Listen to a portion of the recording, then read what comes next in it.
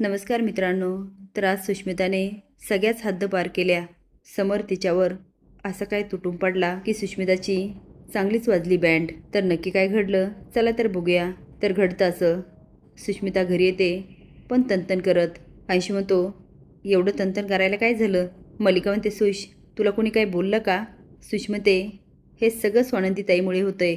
आज माझ्या बाबांनी पण माझी साथ दिली नाही आणि मला अक्षरशः घरातून हाकलून दिलं. मल्लिका म्हणते, काय? ती हो मॉम इन लॉ. बाबा माझं काही ऐकायलाच तयार नाही. मल्लिका म्हणते, आज त्या स्वानंदीने हद्दच पार केली. बाबांचा स्वानंदीला फोन येतो आणि ते म्हणतात, नंदू आज सुश आली होती. अगं तुझ्याबद्दल तक्रार करत होती. स्वानंदी म्हणते, बाबा आज तर हद्दच झाली. तुम्हाला माहिती आहे आजी किडनॅप झाल्या होत्या. बाबा म्हणतात, हो सुशने सांगितलं मला. ती बाबा कुणी किडनॅप केलं होतं माहिती आहे का? ते म्हणतात, हो सुशकडून थोडं थोडं कळालंय मला. पण काय ग नंदू, खरंच त्या मल्लिका मॅडम आणि अंशुमनने किडनॅप केलं?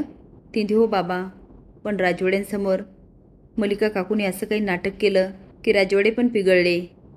माझ्याकडे पुरावा म्हणून मल्लिका काकूची अंगठी होती, पण तुम्हाला माहिती आहे त्या नाही होऊन पडल्या. त्या म्हणाल्या, ही अंगठी माझी नाहीच आहे. दिलीप म्हणतो, नंदू मी तुला पहिलेच सांगितलं होतं, जे काही करायचं ते सावधगिरीने, कारण ती मल्लिका आणि अंशुमन फार भयंकर लोक आहेत. सोनंदी म्हणते, हो ना बाबा, हे तर माझ्या डोक्यापलीकडचं आहे. अहो त्यांनी चक्क आजीला किडनॅप केलं, ते पण पैशासाठी. आणि या सुशने तर स्वतःच्या डोळ्यावर पडदा पाडून घेतला.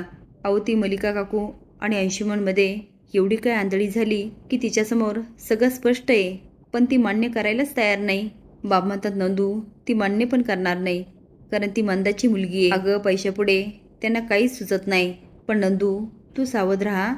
स्वानंदी हो बाबा, मला सावधच राहावं लागणार. पण काही पण होऊ दे, मी अंशुमन आणि मल्लिका काकूचं सत्य राजवाड्यांसमोर आणणार म्हणजे आणणार. पण सुष्मिता मात्र स्वानंदीवर डोक धरूनच असते. आता आश्रमात जाण्यासाठी सगळेच तयार होतात. तिथे गेल्यानंतर विठू माऊलीमध्ये सगळेच दंग होतात. पण मल्लिकाच्या डोक्यातून स्वानंदी काही जात नसते. तिचा सगळा तामछाम बघून तिचा खूप जळफळाट होतो. आता समर आणि स्वानंदी विठू माऊलीचं नाव घेत भजन करत असतात. अंशुमन आणि मल्लिका लांब उभा राहून बघत असतात. आता काही जण फुगड्या खेळतात. तेवढेच सुश म्हणते, तुम्हाला माहिती आहे मॉम इन लॉ, ताईला ना फुगडीची खूप भीती वाटते. आम्ही जेव्हा लहानपणी खेळायचो ना, तर ती चक्कर येऊन पडायची. खरं तर ती सगळं विसरून स्वानंदीने तिच्या लहानपणाबद्दल सांगत असते. पण मल्लिका मात्र अंशुमनकडे बघते आणि तिच्या बोलण्याचा फायदा घेते आणि म्हणते, सुश तुझ्या ताईला फुगडीची भीती वाटते ना? सुश पण मग्न होऊन टाळ्या वाजवत असते. पण मल्लिकाने विचारल्यावर ती हो. मल्लिका म्हणते, जा आणि खेळ तुझ्या ताईशी फुगडी. सुश म्हणते, पण तिला भीती वाटते ना? मल्लिका म्हणते, म्हणूनच म्हणते. ते आता सुशला खुणवते. सुश मान हलवते आणि स्वानंदीकडे जाते आणि म्हणते, ताई चल ना आपण पण फुगडी खेळूया. स्वानंदी हसायला लागते आणि म्हणते, सुश तुला माहिती आहे ना मला फुगडीची किती भीती वाटते. सुश म्हणते, काय ग ताई, आपण हळूहळू खेळूया ना. आता हे बघ, मी तुझ्याशी चांगलं वागते तरी तू रागानेच बोलते. स्वानंदी म्हणते, सुश मी काही रागाने बोलत नाही, पण बाळा मला खरंच भीती वाटते आणि चक्करही येते. पण सुश म्हणते, मी तुझं काही ऐकणार नाही. चल बरं माझ्यासोबत, आपण एकदम हळूहळू खेळूया. स्वानंदी म्हणते, अगदी हळूचा. आता दोघी फुगडी खेळायला लागतात. आजी, समर आणि आनंद यांना खूप कौतुक वाटतं. आता पहिले तर सुश अगदी हळूहळू खेळायला लागते. मल्लिका आणि अंशुमन चांगलीच मजा बघत असतात. आता सुष्मिता अशी काय वेग घेते की हळूहळू स्वानंदीला चक्कर यायला लागते. एवढी की ती मागे मान टाकते तरी सुश सोडत नाही. सगळे आता घाबरून बघत असतात. आता सुशला कळतं की ताईची हालत खूप वाईट झाली आणि ती तिचा एकदम हात सोडून देते. स्वानंदीला एवढी चक्कर आलेली असते की जवळजवळ ती बेशुद्धच व्हायला लागते. ती आता एवढ्या जोरात पडणार असते, पण समोर पळतो आणि तिला पकडतो. हे बघून मल्लिका, अंशुमन आणि सुशचा चांगलाच मूड जातो. समोरून तो, स्वानंदी मॅडम तुम्ही बऱ्या आहात ना? आणि मोठ्याने ओरडतो, सुष्मिता तुला माहीत होतं ना तुझ्या ताईला चक्कर येते, मुद्दाम केलंस ना तू? सुष म्हणते, नाही जिजू खरंच नाही. आजी म्हणते, हो हिने मुद्दामच केलं असेल. ते नाही का ती नंदूवर दुपारी रागून गेली, त्याचा राग इथे काढला तिने. समोर तो, सुष्मिता हे पुन्हा नाही झालं पाहिजे. सुष म्हणते, सॉरी जिजू. सोनंदी म्हणते, राजवाडे मी ठीक आहे. आजी म्हणते, नंदू बरं वाटतं ना गं? ती हो आजी. बरं चला आता सगळ्यांना फराळ देऊया. मल्लिका म्हणते, स्वानंदी वाट आता फराळ.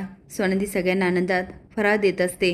सगळे आता बॉक्स उघडतात आश्रमातील आजोबा म्हणतात, स्वानंदी ह्यामध्ये तर काहीच नाही. आता स्वानंदी, आजी, समर आणि आनंद चांगले शॉक होतात. स्वानंदी म्हणते, असं कसं होऊ शकतं? ह्यामध्ये फराळ मी माझ्या हाताने भरलं होतं. आता तिच्या एकदम लक्षात येतं आणि ती मलिका आणि अंशुमकडे बघते आणि म्हणते, कळलं, हे सगळं कुणी केलं. पण ठीक आहे, काहीच हरकत नाही. समर म्हणतो, आनंद फराळाची सोय कर. तो हो समर, लगेच करतो. स्वानंदी म्हणते, खरं तर माझ्या लक्षात यायला होतं, पण मीच गळा राहिले. ती मलिकाकडे जाते आणि म्हणते, काकू असं का केलं? अहो देवाचं कार्य आहे ना, यात तरी चांगलं वागा. मलिका म्हणते, हे काय बोलते स्वानंदी? मी आता काय केलं? स्वानंदी म्हणते, तुम्ही काय केलं हे तुम्हाला चांगलंच माहिती आहे. पण असो, दुसऱ्या वेळेस मी व्यवस्थित लक्षात ठेवल. आणि विसरू नका, तुम्ही दोघांनी आजीला किडनॅप केलं हे सत्य मी राजवाड्यांसमोर आणणारच. आता मात्र अंशुमन आणि मलिकाच्या चेहऱ्यावरचे रंगच उडतात. आतापर्यंत फडफड उडणारी मलिका एकदम शांत होते. असेच नवीन अपडेट जाण्यासाठी लाईक आणि सबस्क्राईब करा. धन्यवाद.